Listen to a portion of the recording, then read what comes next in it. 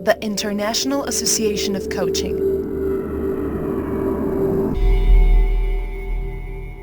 Home of the Coaching Masteries.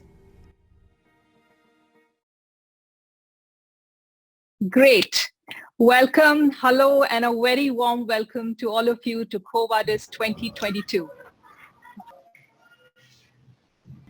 So we'll make our best effort to support you with the translations in 5 languages, and I am ever so grateful to the commitment, the professionalism of all the translators, the volunteers, the panelists who are making this happen and who have come together with a passion for lifelong learning. Welcoming all of you once again. Okay, I think the French channel there's a quick correction to be done. It's, the voice is a little overpowering.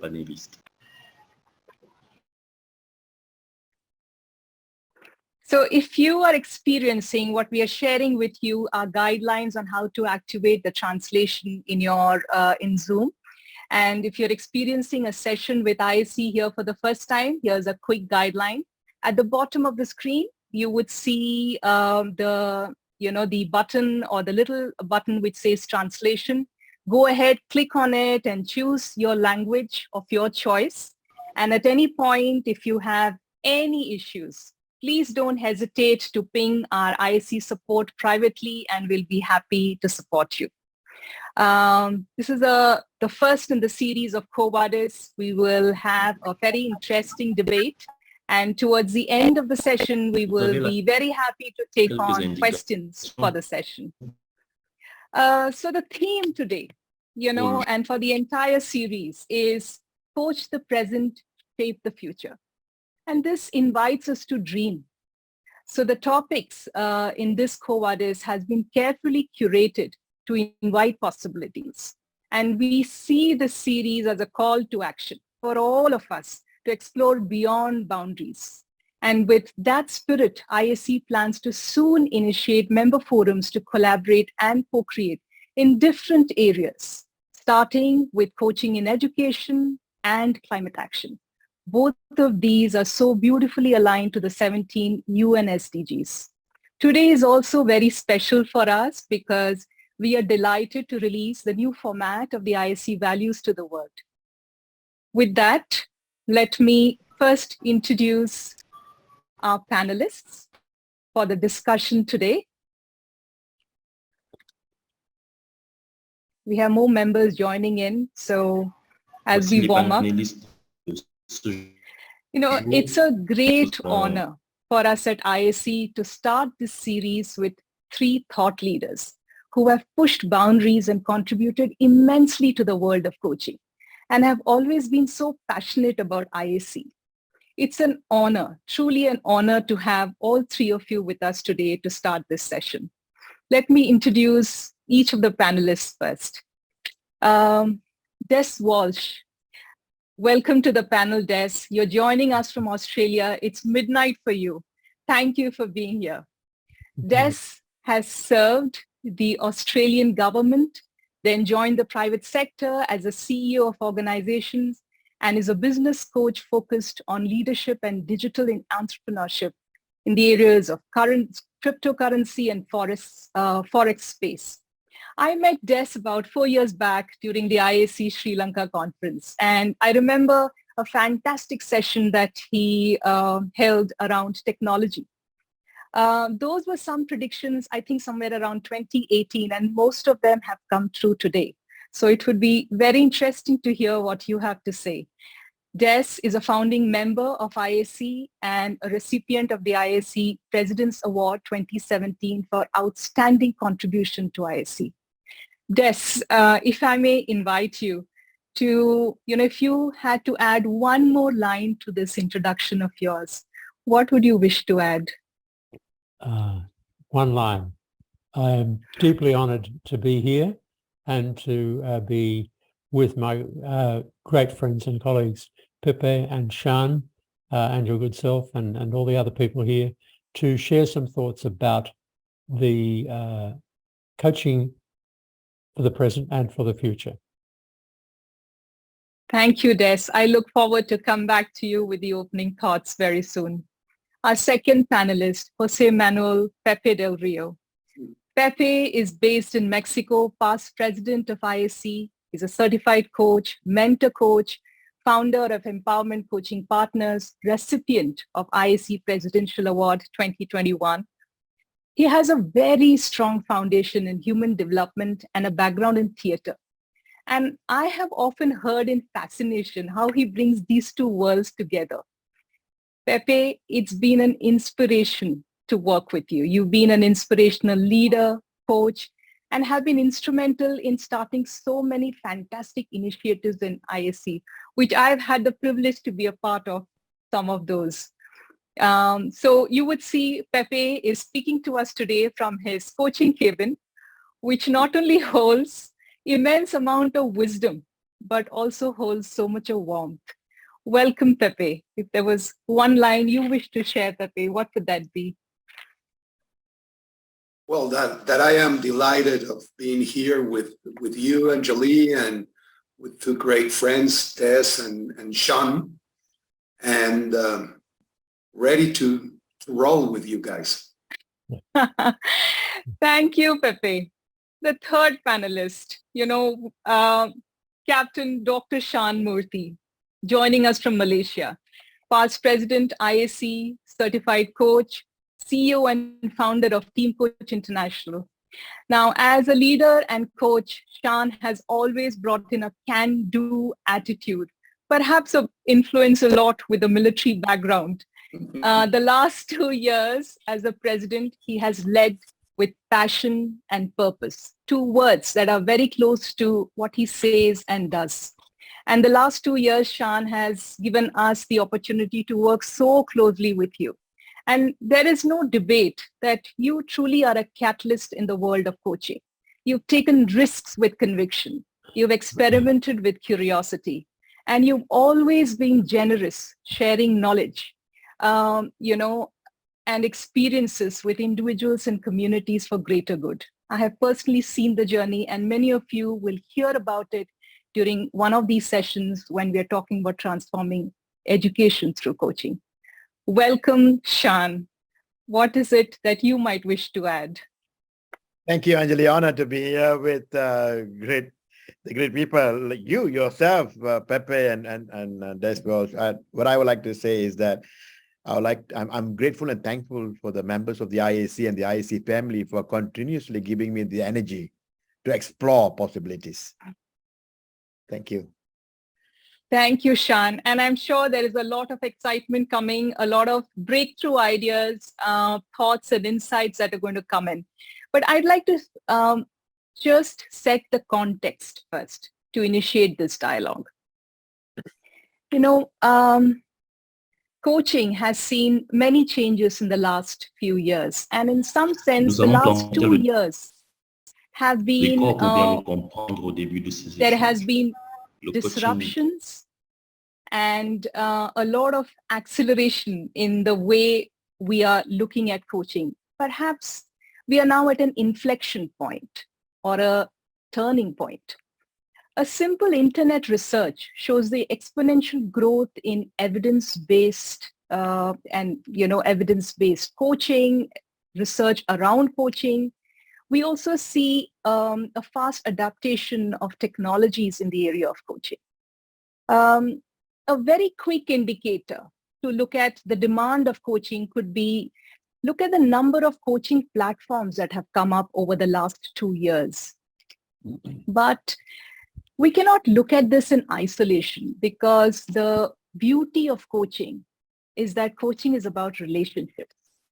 So, as coaches, we are active thought partners for our clients to engage better with the communities and the world around them. That's where the challenge starts, because there has been massive shifts, social, political, environmental, that the world is experiencing today. And as coaches, we cannot ignore these signals because it's our ability to bring the big picture, or what we call the systemic lens, that makes significant difference to these conversations. And, these are shifts that are going to impact each one of us personally or professionally. Let me just highlight, 3 trends of the many that you might have already experienced or seen or been or have brought into your conversation. And I'm picking up the 3 that has been fairly the highlight over the last many, many months. Sustainability and climate action, the growing attention to this area. Interestingly, as we talk today, in Egypt is hosting COP27 with global representatives working towards ambitious actions to deal with climate emergency. We are also seeing more awareness, acceptance, and meaningful dialogues around mental health, wellness, and these are conversations that seem to be coming up a lot more in our, coaching conversations as well.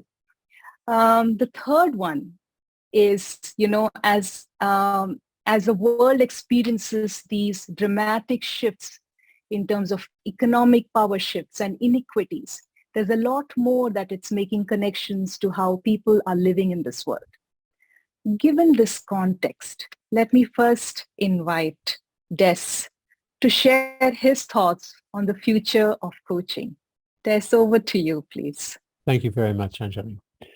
Well, it's a very big topic, and I have 8 minutes to get through that. So I'm going to keep this as clear, not oversimplifying, but as simple as possible. And the first thing I want to say is I am not a technologist.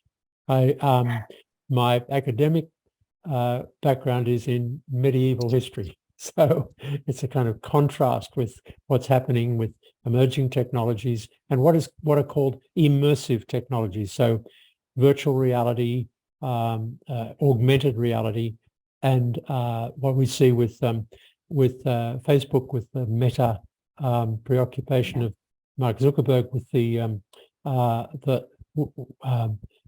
alternate universe, if you like, of the metaverse. So a lot of things are happening, and as you say, I spoke 4 years ago, I think you said, that would be right, in Colombo, in Sri Lanka, and at that time I was talking about some of these things, and you may recall that anyone who was there, you may recall that I was on a bit of a campaign, if you like, to encourage coaches to take an active role in seeing how these technologies could support coaching, not be something to be worried about, something that some people would say, some of my younger friends would say, who are tech people would say, we won't need coaches. We'll have all these computers and robots and they'll do all that.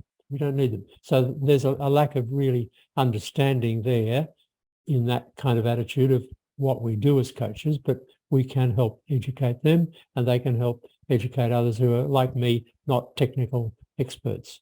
So at that time I said one of the most, I would believe the most important thing we can do as coaches is to be better humans.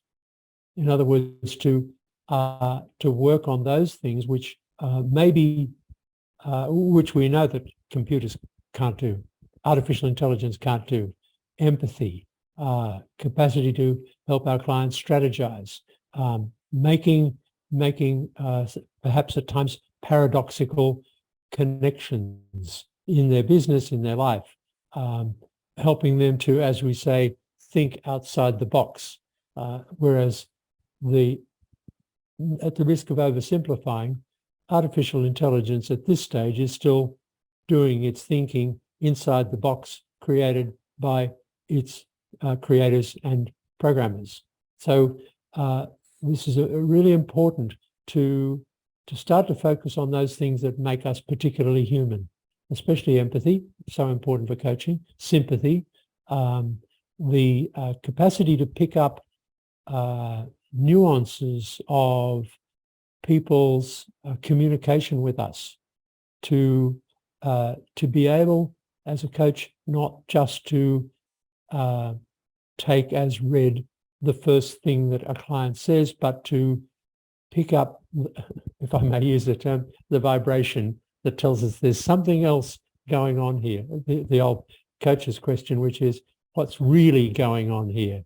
And so those are things that we can do, must do as humans, and we have I believe, a necessity to work on enhancing those particular skills and aptitudes we have as humans.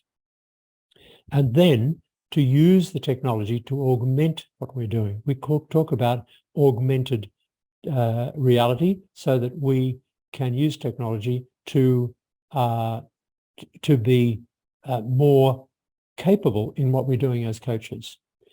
So I have to take one moment because I've got a battery running low and I have to fix that. I'm sorry, I apologize for that.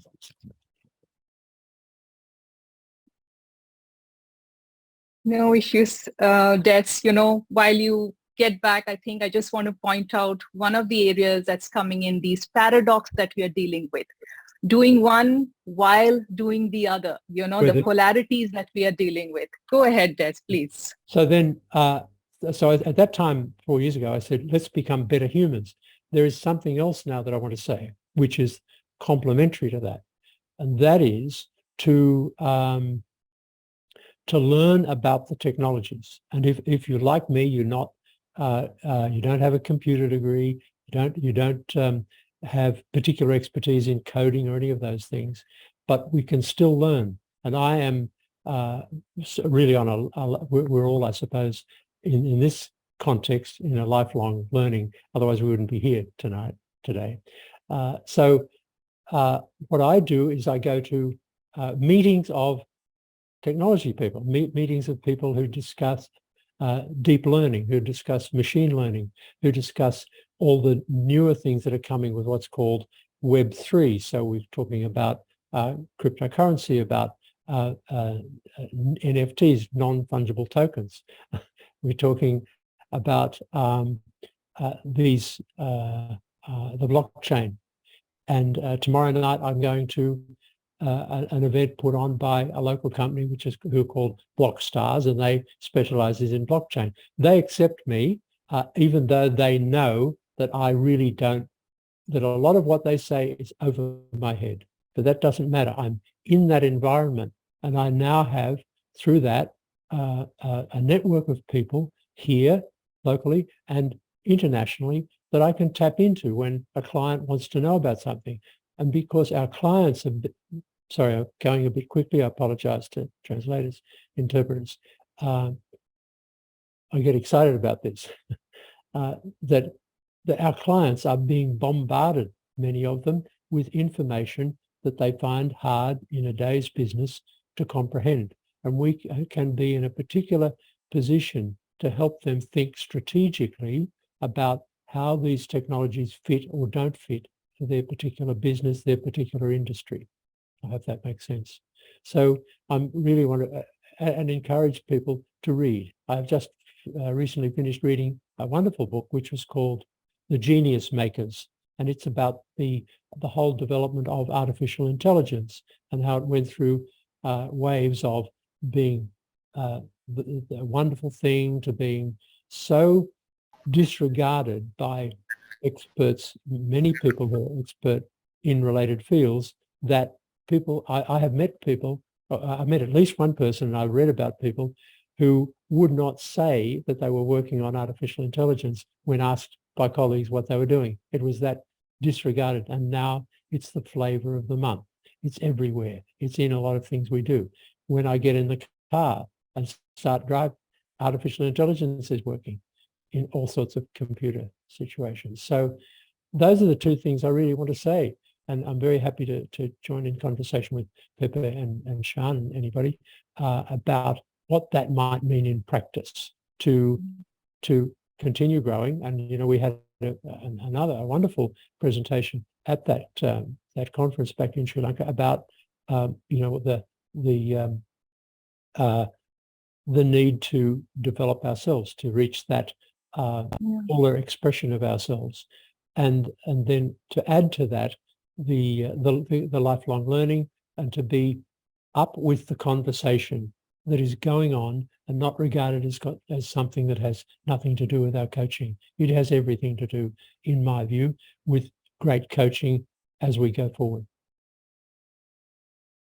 Thank you, Des. I wish we get time, because I would love to circle back to the emerging technologies that you're talking about and how you're connecting the dots to coaching.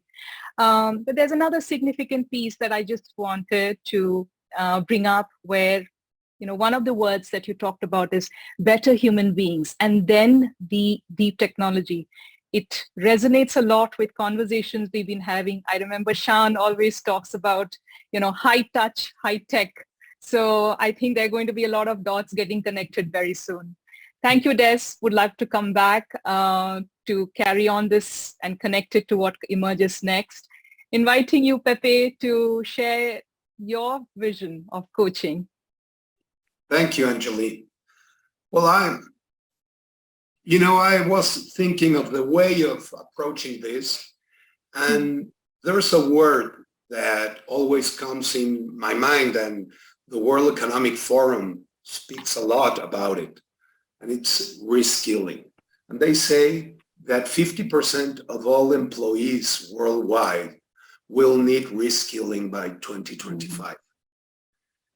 From that reskilling, when you are thinking inside out, the human part, critical thinking and problem solving top the list of skills employers believe will grow in prominence in the next 5 years.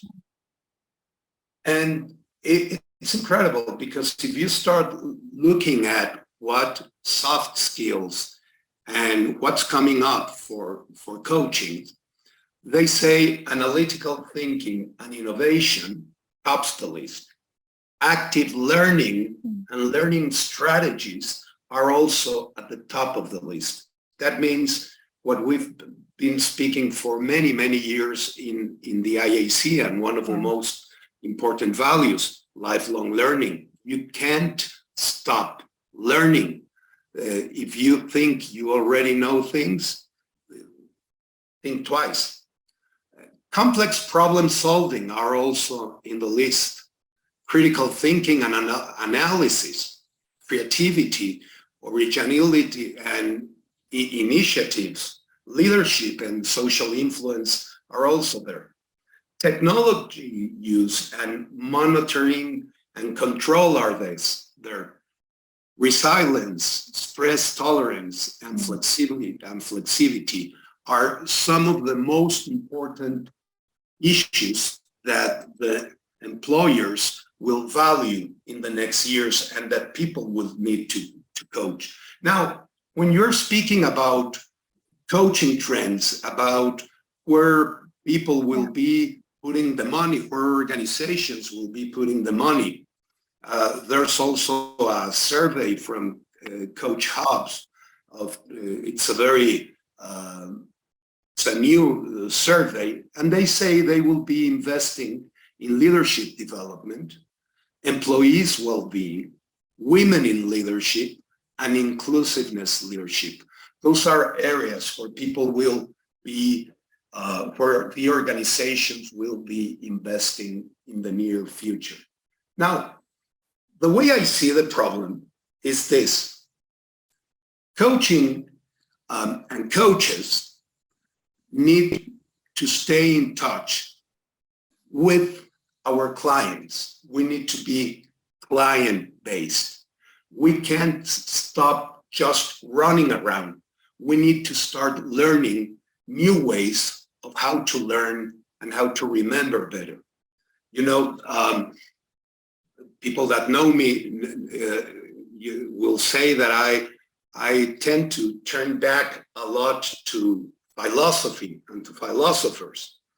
Edgar Morin, the French philosopher, that, by the way, it's 101 years old, when he's speaking about learning and about to shape the way we should be learning in the future, he speaks about some issues, and I would like to share some of them here. For example, he speaks about blindness of knowledge. What Des was speaking a little while ago. Many people read a book or they think they understand the book and they start speaking about the flavor of the month without even knowing what they are speaking of. So we need, as coaches, to be able to get in touch with people, to be able to get client-centric, to be able to really listen, to be there for the people that need what's coming next in their lives. Right now, one of the flavors of the month or the flavors of the year, it's mentoring. And I've been delighted to know that I have 2 invitations to organizations to be coaching mentoring programs. And the reason why they asked me to coach the mentors of 2 different organizations was because they say, we don't only need people to tell the other ones what they need. We need another way of learning, and coaching gives us that way of learning. Coaching, as John Whitmore used to say, it's more about learning than about teaching. So blindness of knowledge, it's one of the key elements that coaches we need to focus on. Principles of pertinent knowledge. What are we going to focus as coaches? We need to develop our craft. We need to raise the bar of what we are doing every time. Teaching human condition. Edgar Morin in this book of 1999 was saying that, okay, we need to teach once more how to connect with each other. And Julie, you were saying relationship is so important. Yeah. And the encounter of 2 human beings, the encounter of a team, the way you can look at to the future. And also, one important issue will be teaching Earth's identity. There are many people thinking in they will go to Mars or whatever, but they say we only have one planet and our reality is here, and we need to learn how to develop here. We need to free ourselves of most of the conditioned thinking that we've had and get in touch with the other one. Finally, and I don't know how much time I have, but I will say, also referring to Edgar Morin, and he has a very interesting quote, a very interesting phrase that I want to share with you guys and at least end up this part of my presentation today with you. He says, how do you navigate uncertainty? And he refers to uncertainty as the future. So he says, navigate uncertainty, creating archipelagos of certainty. And what's that? If you are encountering, creating islands of certainty, if you are able to touch the other, you will be able to get ahead of technology, and you will be using technology in your favor. I remember 5-6 years ago, a coach, a very important coach, well-known coach, saying that you couldn't coach using technology, that you needed to be present. And I said, well, Thomas Leonard, 5 years ago, 15 years ago, used to coach by telephone. What do you mean? These guys were like sophists, because with the pandemic, they were teaching how to coach using technology. So all of a sudden they went, we need to not to be sophists and start looking at the other one and start asking the questions, the more important questions that are the ones that will make sense to our clients. Well, thank you, Angelina. Great. Thanks, Pepe. Would truly want to circle back to that, because knowing the boundaries of knowledge, we often hear this word intellectual humility, to be aware where our boundaries of knowledge end and to be able to construct new knowledge based on that. So would love to connect this also with some of the emerging knowledge technologies, emerging trends and mega trends that we are observing in a few moments. With that, would love to invite you, Shan. Would also want you to share one bold prediction about coaching in the future as you take this question. Thank you, Anjali. One bold statement. I'll come to that. Yeah. Thank you. Thank you, Daz and Pepe. Okay, the way I see it. Okay, and not many people will agree with me, but it's going to be bold anyway. I believe as we are leading in the digital world, there's going to be an increase in gap between human to human connection, and Daz mentioned that as well, and Pepe sort of went around that, because I believe that every human has got a special talent in them. If not, I don't think they will be around. Or I always say, we are not here to occupy space or waste food. There must be a special purpose, and to discover that, and I think that's where coaching is going to come in. And I strongly believe coaching is increasing. It will continue to increase. There'll be a democratization of coaching, meaning there's no one special body is going to say, I own coaching, or, coaching is what I say coaching is.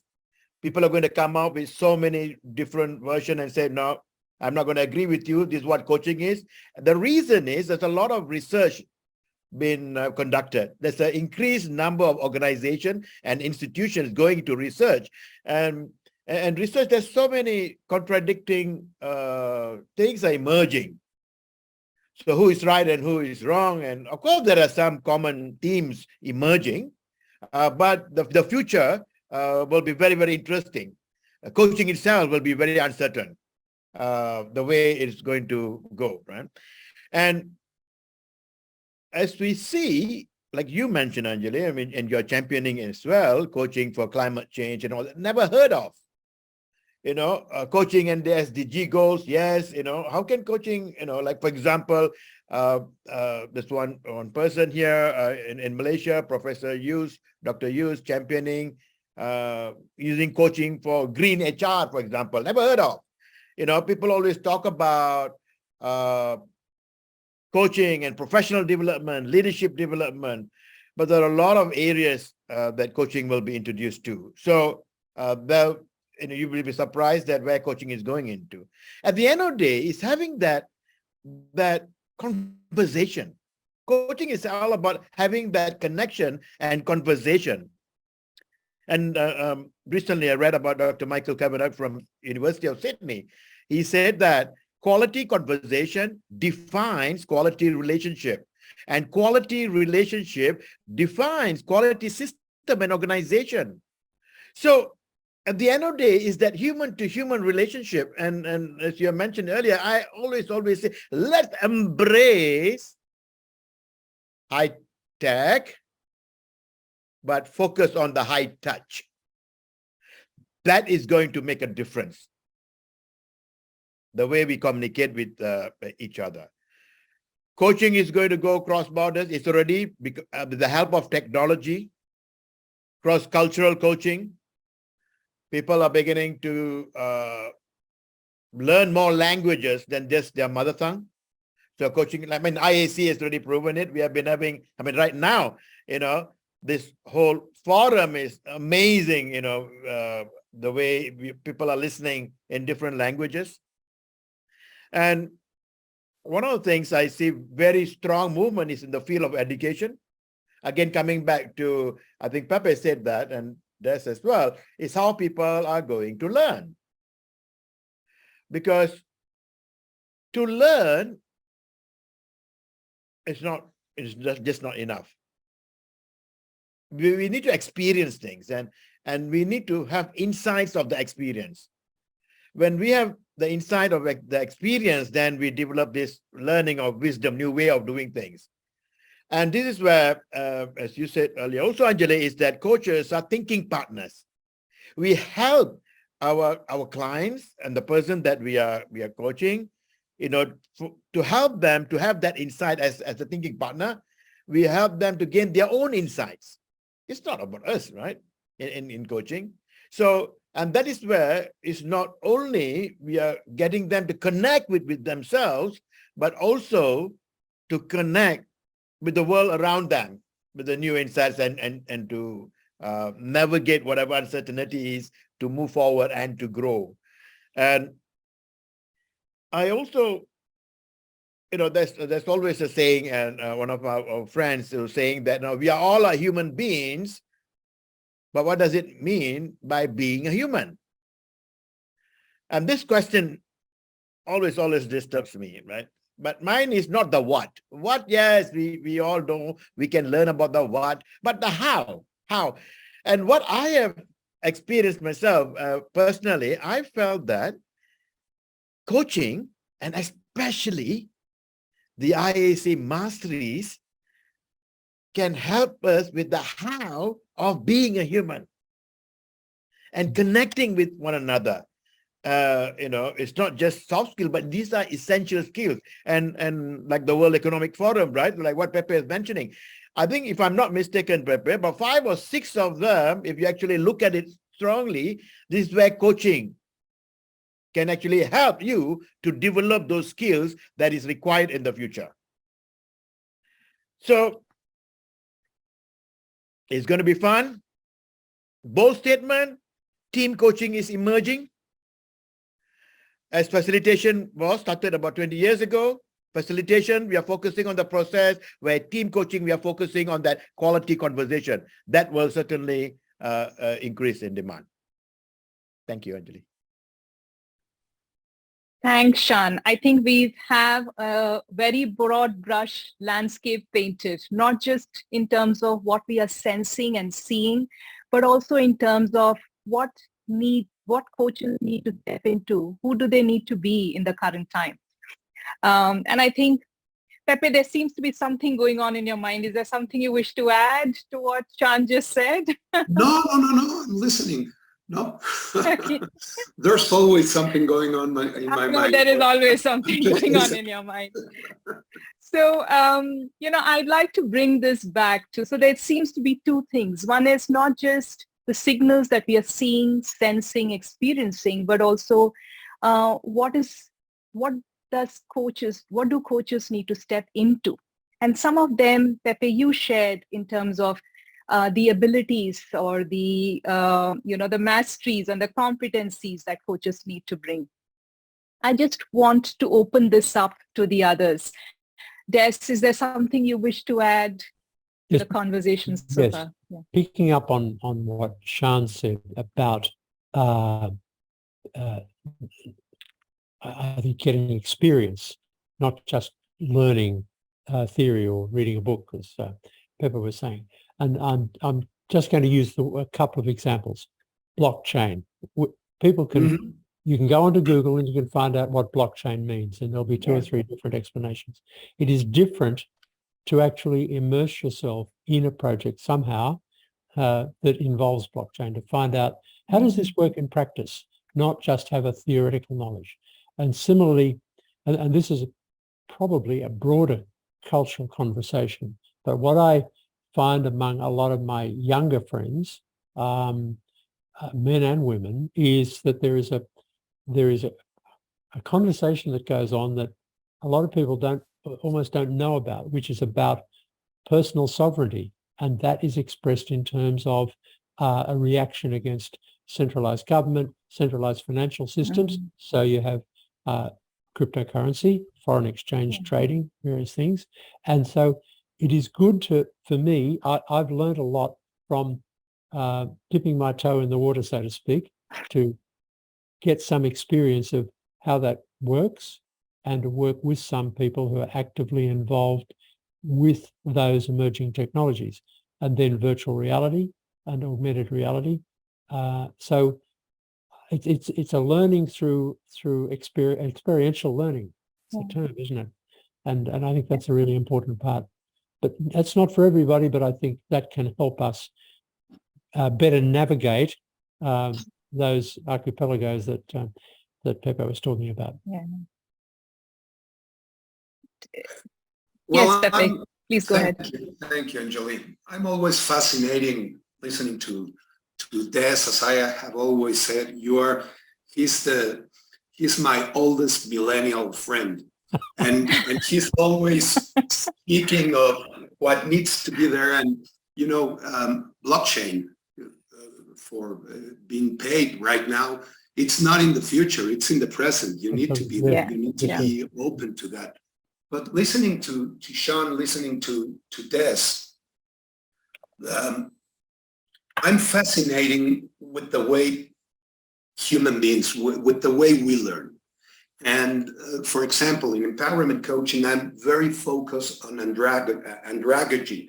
I don't know if I said it in English. Yeah. It's the way the human old people or the learn.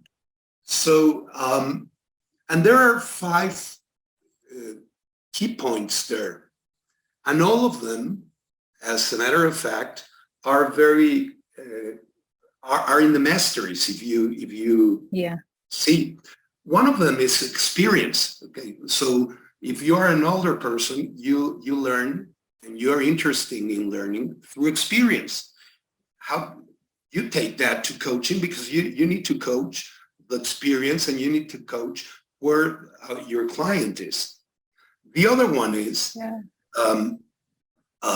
also picking the theme of the topic that the client wants and develop the topic that the client wants. Doesn't matter if you are if you have a lot of knowledge in that topic or not. You, as Sean was saying, in a way are an enabler there, facilitate the learning. And the other one is the adults learn what they are most interested in. Yeah. Now, this has 2 ways, because sometimes what they are more interested in, it's not necessarily what they need to learn, but that's okay. When you are set up with someone, and we need to remember always that in the center of the profession of coaching, it's trust. And creating, in my opinion, the essence of coaching, it's creating a culture of trust. And from there, you can have a bigger consciousness and actually take responsibility on the way you're going to be executing and putting in action things. So coaching, it's going to be in the center of everything. It's not passing away. As a matter of fact, I always say it's more present than ever. And in organizations,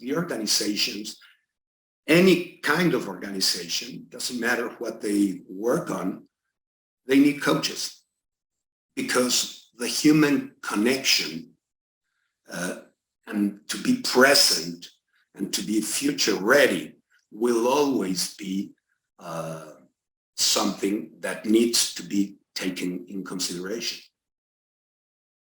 Absolutely. And so well put. The adult learning cycle, if you really look at coaching conversation, we are gently enabling the conversation in all the 4 areas. So thank you so much, Pepe, for bringing in. I have a quick, curious question to Des right now before I come into one question for all. Des, you talk about blockchain, you talked about, the NFTs. If you were to dream big, how are you connecting those to coaching in itself? Yes.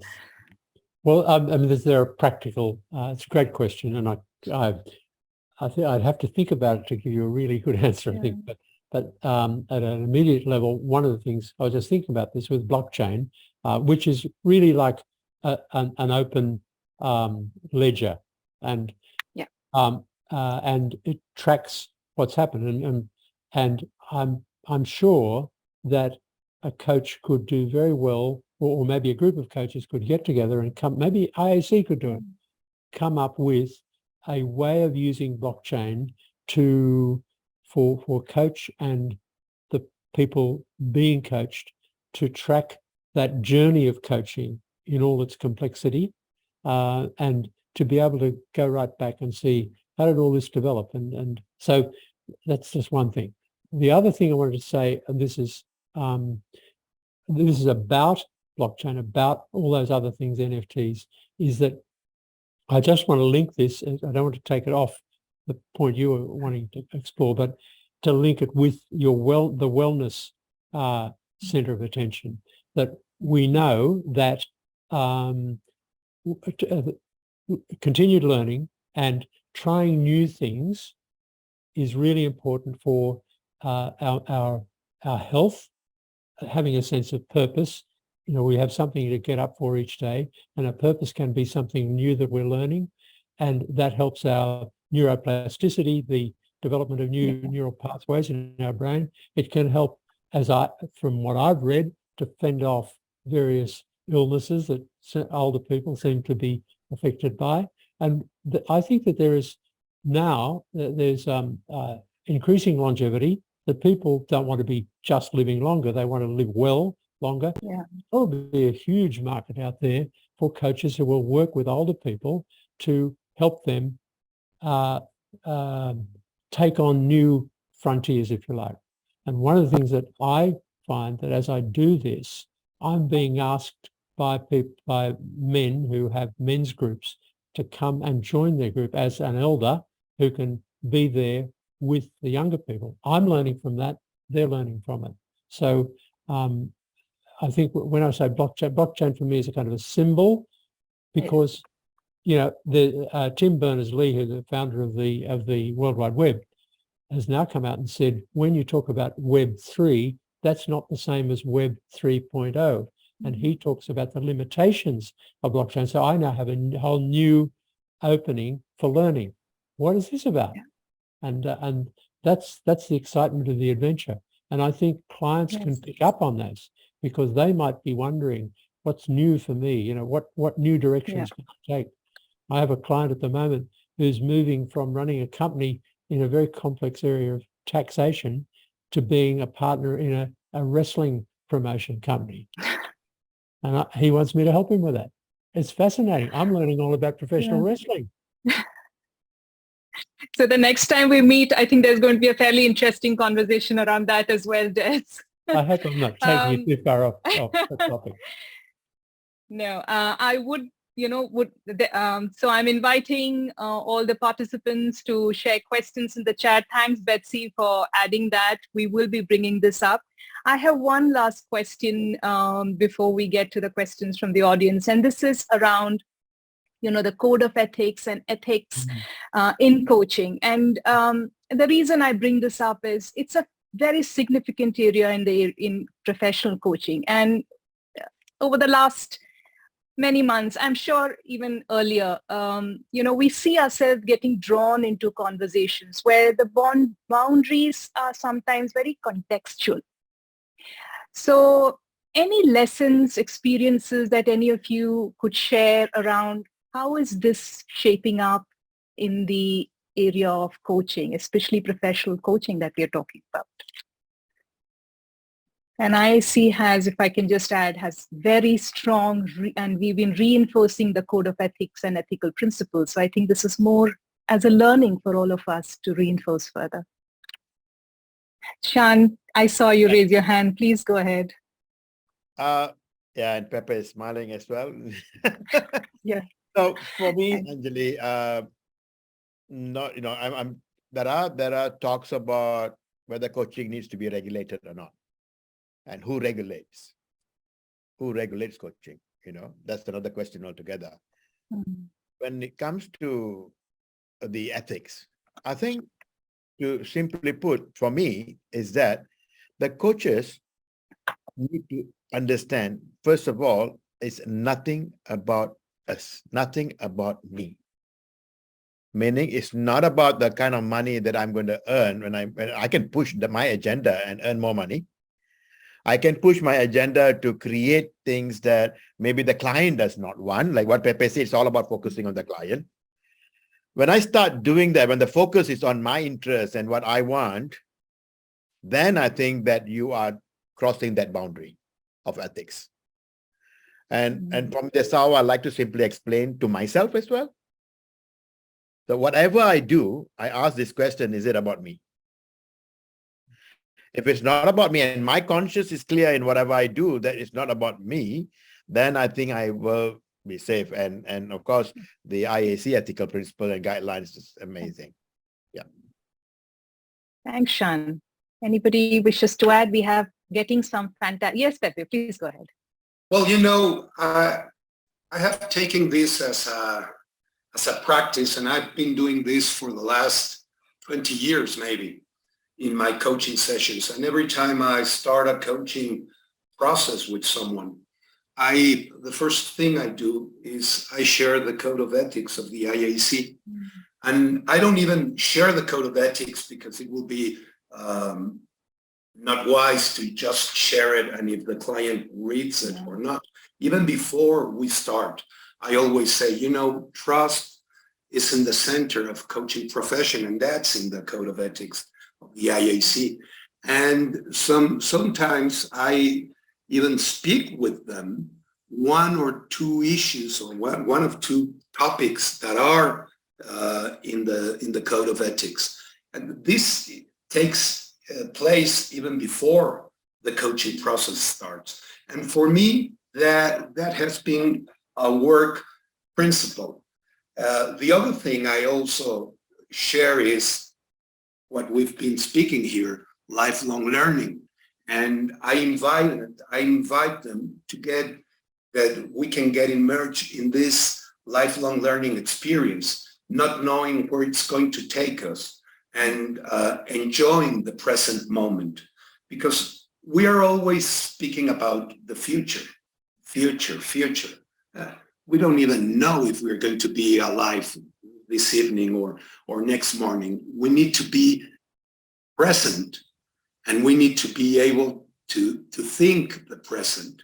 And if we have a vision of the future, that vision, it's only a vision if we are able to put it in practice in the present. What if I want to do something in the future? What can I do right now?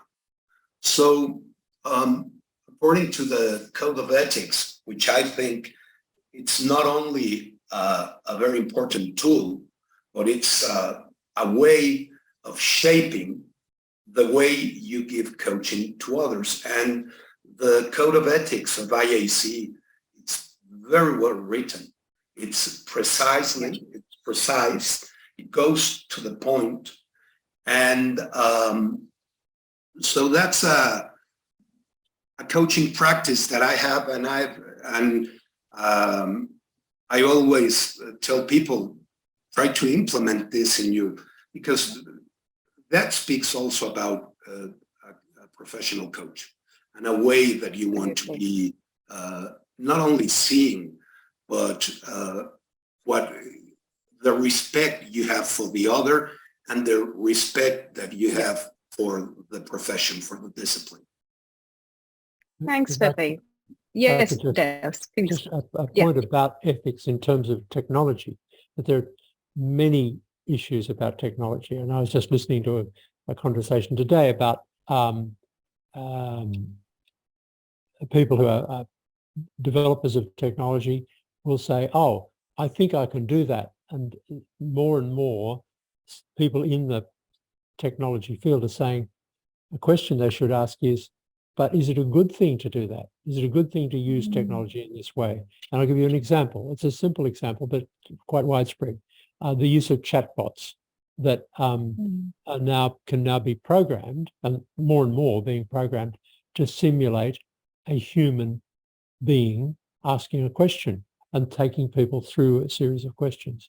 And there are people who say, ethically, the company behind that, the person, the coach maybe running that bit of programming should say, I need to tell you, I am a virtual person. I am a chatbot, not lead someone to feel they're talking with a human being and then feel they've been tricked. So that's just a small example, but we need to run the ruler, if you like, over technologies that we're going to use in our practice and say, I can do this.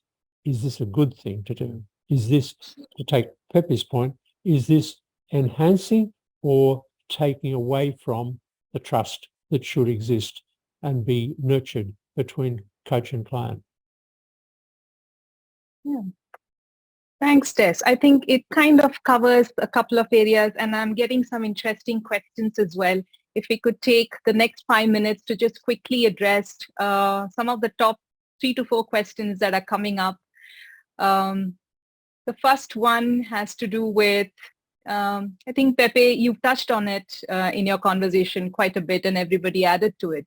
How do you project the preparation of coaches in the future that responds to the reality of changes that's going to come up?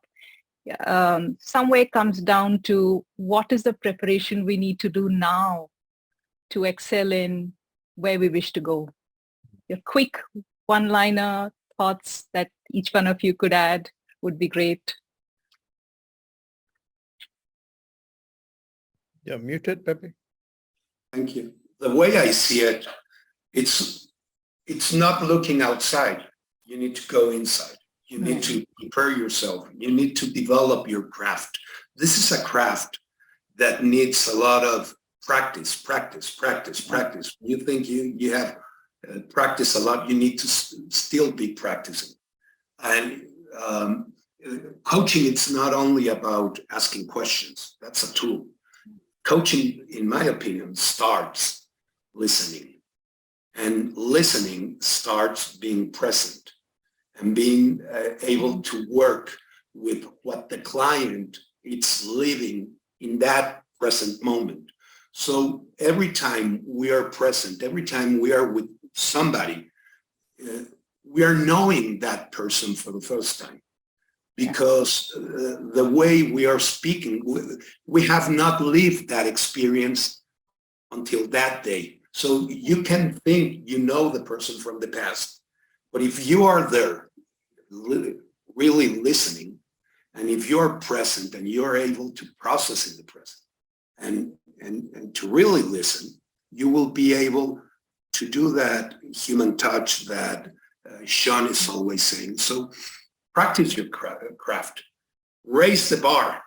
And, regarding certifications and all that kind of things, it will be good for schools also to raise the bar. If you are in IAC, well, take your students not only to be master's practitioners, walk with them and take them to be certified coaches and work with them the path. Raise the bar. Doesn't matter if you have 2, 3, 4 different certifications from other places. Raise the bar of coaching. What a better way of doing it than in a worldwide association. That's it. Thanks, Pepe. Your response builds on to another question that comes from my dear friend Gonzalo, and it builds on your question now. So opening that up, the only place available to make changes is in the present. So then, based on your experience, what is the best skill to develop now for excellence in coaching? One skill that comes to your mind as you hear this question. To me? Any of yeah, Sean, you wish to go ahead? Well, I think is building respect, trust, and respect. That is the beginning of everything. And if you look at the masteries and everything, and the way to add on to that, and even with the earlier question about the 5 years thing, how it's going to be, the way I see it, coaching culture will be developed in families. People are going to, as we start going into education field, young children are going to know how to have this coaching conversation. It's going to be in their families. Yeah. It's going to be developed amongst the differently able people. So there will be levels where, it's a way of having conversation. And then you go into professional, where leaders will use coaching tools for performance. And then you go to the next level, which was Pepe was talking about, the real mastery of coaching, where people will then hire you as a professional coach. So I see coaching going everywhere, but there will be levels. So it depends what you want to be or where you want to be. I don't disagree. Thanks, Sean. I don't disagree with Okay. any of that, of course, but I would add attention. Two things go together: attention and listening. There are billions of dollars being spent by global technology giants to hold our attention on their platform. Billions of dollars. Their programmers spend their lives finding new ways to send us little dopamine hits that keep us on this. And that is damaging people's capacity to listen.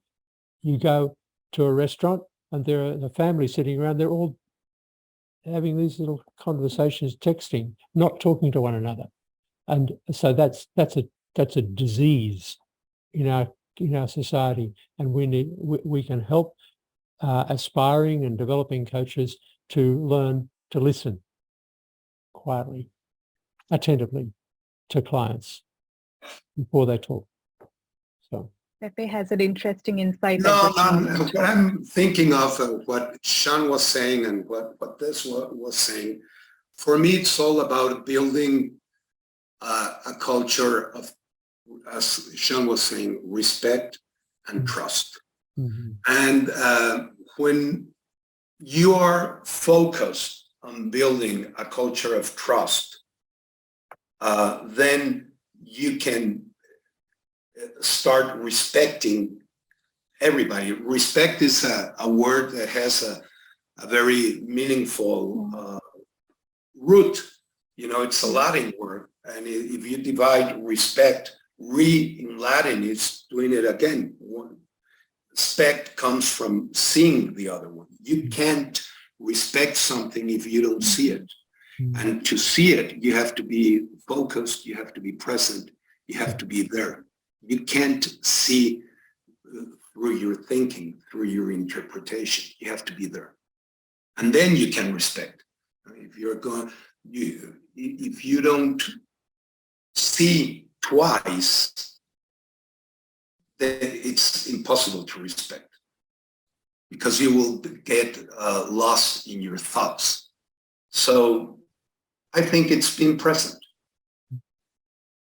This is, so interesting. What's emerging for me when I listen to all of you from the beginning to now, one of the things that's coming up again and again is, building deeper human connections, being better humans, keeping humanity at the heart of decisions that we make.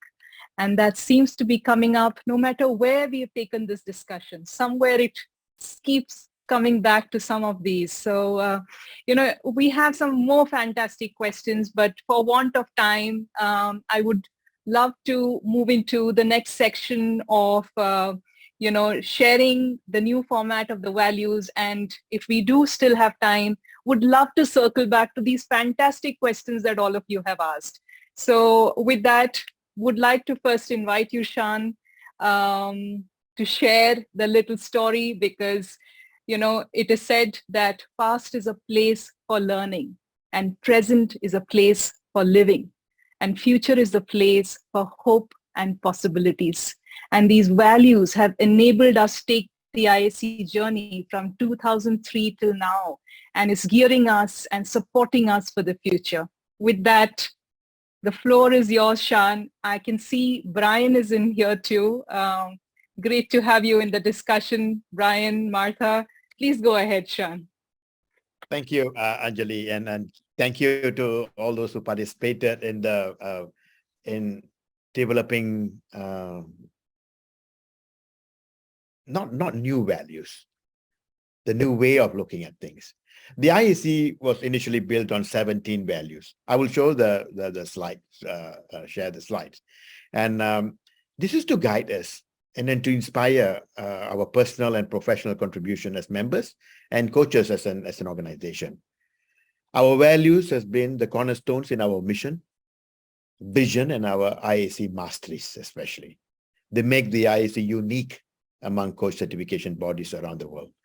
We got together and we looked, and as Anjali as the president, and we said that, look, it's not only about the values, but how do we make it simple and yet embracing those 17 values and help all of us to internalize them so that we can demonstrate those values.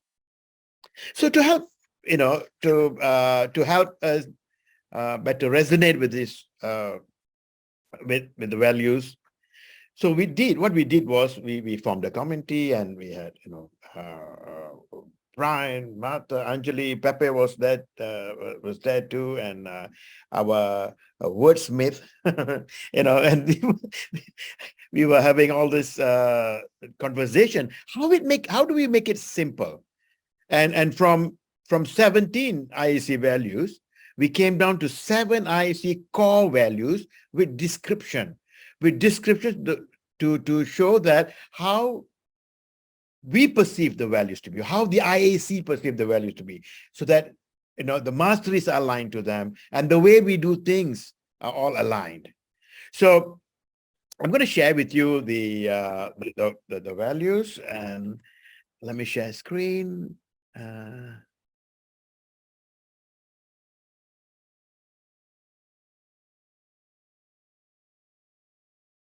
So this was the 17 values.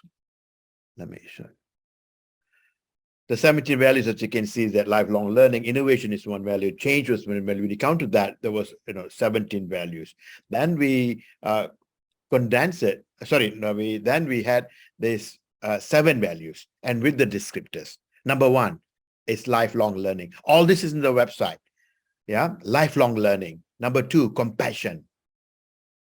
Number 3, integrity. Number 4, trust. Number 5, inclusion. 6, innovation. 7, responsibility. And if we go through the descriptors, we will find that it's all still connected to the 17 that we spoke about. We spoke about earlier.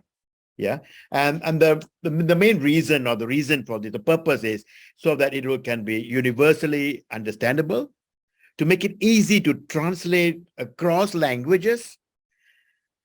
It should capture the essence of the past and enable the future. Anjali mentioned that. Simpler to remember and describe, and the descriptors to enable action, so that we are able to internalize them and to demonstrate. So the 7, and somehow I heard that the number 7 means completion. And so yeah, those are the 7 values. So what you can have them in our website, and we are also planning, the IAC planning, to have with the committee that actually finalize it. We shared it with the members as well. We are launching it. We are going to also make some short videos so that it's easily accessible, understandable, and will be translated in all different languages. Anjali.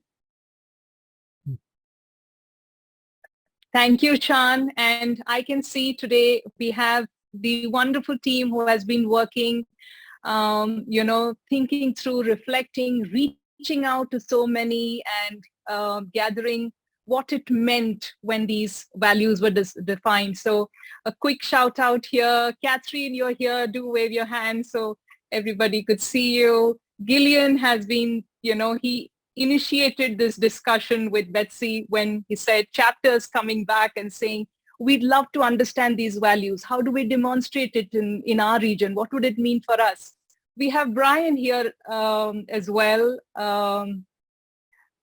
Do give a shout out to Brian and Martha. You've been a part of these discussions as well.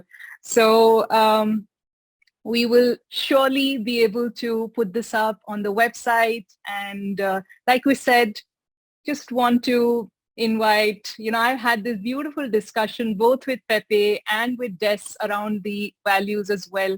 Just want to invite Pepe and Des to share a few words. I remember, Des, you spoke about the history of IAC, where the intent was for IAC to be an international organization. Mhm. And you see this coming up over the last couple of years. And we talked about some of these words that have been coming up, some of these, the intent for, couple of new words that you would notice is compassion and equities. And so just 2 lines around what you would like to share, Des, and I'd like to move to also Pepe with that. Well, thank you. I'm very I'm delighted, excited from that very small beginning. I mean, Thomas Leonard made, in the big scheme of things, a relatively small amount of money available to get it started, and there's a huge amount of volunteer work went on, and a couple of years working over the masteries and through about 3 iterations of that and the ethics. And so I'm excited to see this really is such an international body now, and to have all these translations. Thomas would have been delighted to see that this is happening, and I'm sure it's going to become even more amazing. So yeah, it's very thrilling to be here. Thank you, Des. And Pepe, I know you have been also talking about how the first connect you had with IAC was the values that has drawn you to, diversity, inclusion, and all of these that you did bring up with so much of, there was so much of warmth in the way you talked about the values. So the new format of the values is definitely captures the essence of the past and inspires the future. Your thoughts around this before we wrap up? Well, when I first got involved with the IAC, I think it was back in 2003, although I became a member starting 2004 when Thomas was about to have 1 year of his passing, because I received an email from Coop. And but the values were there even before the masteries were developed. In those days, we had some other things, and the values really touched what I wanted to be, and that was the reason why I decided to not only become an IAC member, but to stay as an IAC member. Even in those days, it was easier to go some other places. But the values, I believe, capture the real essence of what the IAC is about. And right now, some of the things that were written in the past, it's incredible, but they are more than present today. So I'm glad to hear all that they have captured the essence of the values that are there. And also another thing that I want to say is that I believe that the IAC values, it's the way to look when you're thinking of where to go with the organization. It's just actually seeing what the IAC is all about. And we are we've been speaking of issues, of topics, way long before they were trends. So for me, the values are the key part of the IAC.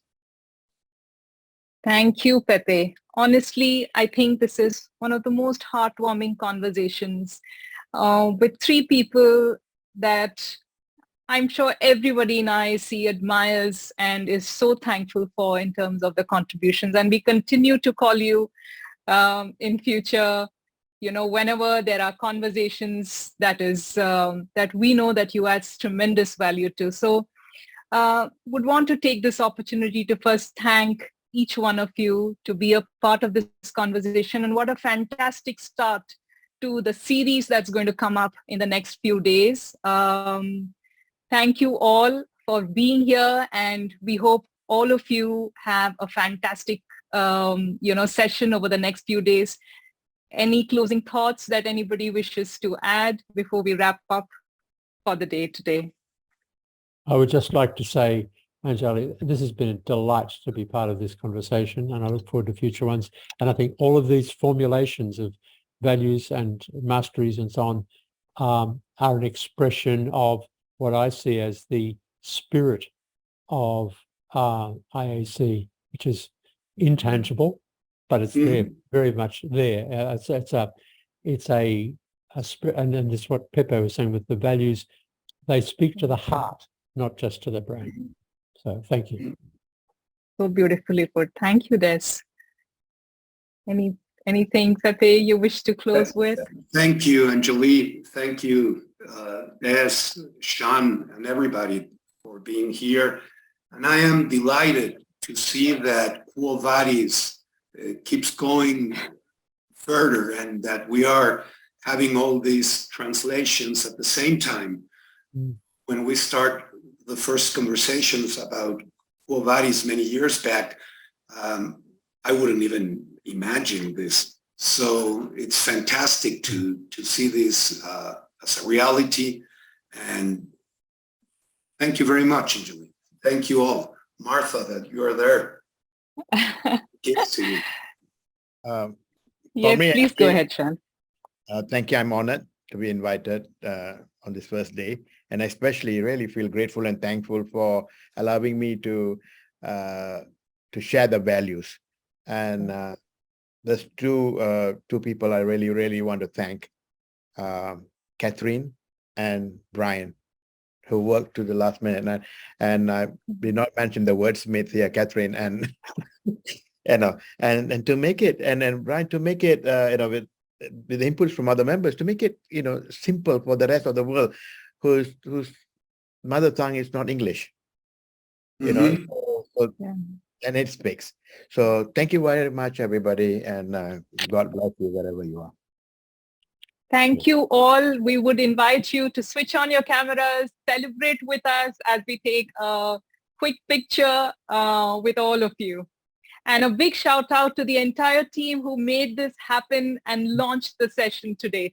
So can we have the photograph, a quick photograph before we wrap up for the day? Great, thank you. And so wonderful to see all your faces. I hope to see you tomorrow. Take care. Ciao. Bye. Bye. Thank you. The International Association of Coaching. Home of the Coaching Masteries.